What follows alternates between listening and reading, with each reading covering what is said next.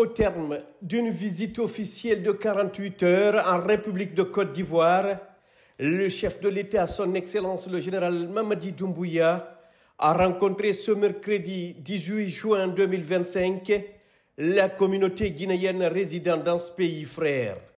Ce moment d'échange empreint de convivialité et de patriotisme s'est inscrit dans une démarche constante du président de la République. Rester à l'écoute de ses compatriotes, où qu'ils se trouvent, et leur témoigner sa proximité.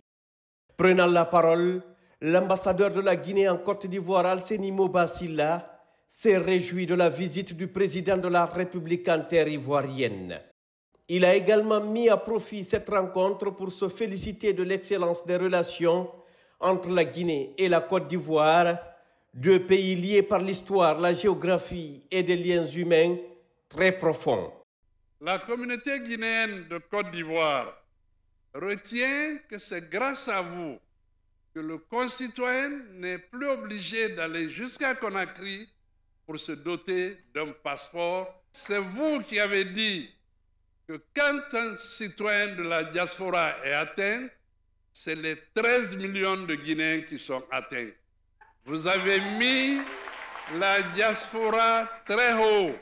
Encore une fois, merci, Monsieur le Président. Cette rencontre a été ponctuée par la remise symbolique d'un cadeau traditionnel à son Excellence le général Mamadi Doumbouya. La communauté guinéenne vivant en Côte d'Ivoire a chaleureusement remercié le président de la République pour cette audience qui témoigne de son attachement à la diaspora, véritable force vive du développement national. À travers leurs représentants, les ressortissants guinéens ont exprimé leur reconnaissance pour les nombreuses réformes engagées en Guinée, ainsi que pour les efforts du chef de l'État en faveur du progrès socio-économique durable et responsable, ainsi que de la stabilité politique. Mamadou Djoulde Diallo, secrétaire général du Conseil des Guinéens de Côte d'Ivoire, a notamment salué la relance du mégaprojet Simandou et la mise en œuvre du programme Simandou 2040. En réaffirmant leur soutien indéfectible aux idéaux du CNRD, ils ont exprimé leur volonté de contribuer activement à la dynamique enclenchée par le gouvernement sous le magistère de son Excellence le général Mamadi Doumbouya. C'est avec joie et allégresse que notre peuple établi dans ce pays vous accueille et vous exprime toute sa reconnaissance pour tout ce qui est fait et est en train d'être fait sous votre leadership pour redonner aux Guinéens leur dignité. Les citoyens établis à l'étranger suivent avec admiration, mais aussi avec fierté, tous les changements positifs intervenus depuis le 5 septembre 2021. Vous avez su donner un nouveau visage à notre beau pays que les artistes qualifient aujourd'hui à juste raison de paradis. Notre pays a pris son envol grâce à la vision et au patriotisme d'un homme providentiel nommé Général Mamadi Doumbouya. Excellence, Monsieur le Président de la République, votre volonté de donner à la diaspora toute sa place au sein de la Guinée nouvelle n'est plus à démontrer. Car à chaque fois qu'un Guinéen est en difficulté, quelque part à travers le monde, des mesures sont aussitôt prises sous votre propre conduite pour qu'il puisse être rapatrié dignement.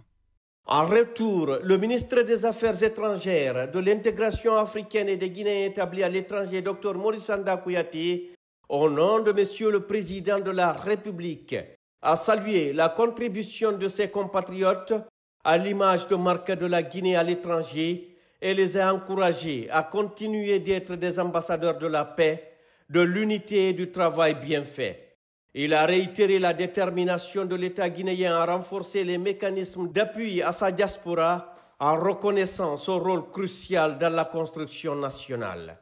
Toujours au nom du chef de l'État, le ministre Maurice Sanda Kouyaté a remercié la communauté guinéenne pour l'accueil fraternel et très chaleureux qui a été réservé au couple présidentiel de son arrivée à Abidjan le mardi 17 juin 2025. Enfin, il a transmis l'appel solennel du chef de l'État à ses compatriotes. Renforcer la culture du vivre ensemble partout où ils se trouvent et œuvrer collectivement à l'édification d'une Guinée forte, solidaire et résolument tournée vers l'avenir. La plupart d'entre vous ne pouvez plus avoir d'emploi. La plupart d'entre vous ne pouvaient plus voyager parce que leur passeport était expiré, ils ne pouvaient pas reprendre parce qu'il y avait des erreurs, ou il y avait des erreurs qui ont été commises, on ne peut pas dire ça ici. Des milliers de nos compatriotes étaient bloqués parce qu'ils ne pouvaient plus renouveler. Un matin, le chef de l'État nous a appelés et nous a dit,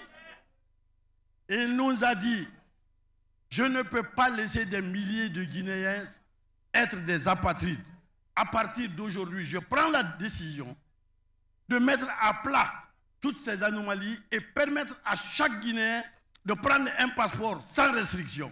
Nous avons besoin, pour lui permettre de faire tout le travail qu'il a envie et qu'il est en train de faire pour la Guinée, il a besoin d'une donnée fondamentale pour lui permettre de programmer. Combien sommes-nous? Qui sommes-nous? Où sommes-nous? C'est pourquoi, en dehors des considérations politiques, il a dit, je veux qu'il y ait un recensement clair, net, inclusif. Et c'est ce que nous sommes en train de faire aujourd'hui sur ces instructions. Venez vous faire recenser. Je vous prie d'accepter les félicitations, l'admiration et les bénédictions du chef de l'État pour la nation entière et particulièrement pour la diaspora guinéenne. Cette rencontre hautement symbolique vient clore une visite officielle marquée par la consolidation des liens bilatéraux entre la Guinée et la Côte d'Ivoire, mais aussi par une volonté renouvelée de faire de la diaspora guinéenne un acteur central de la transformation.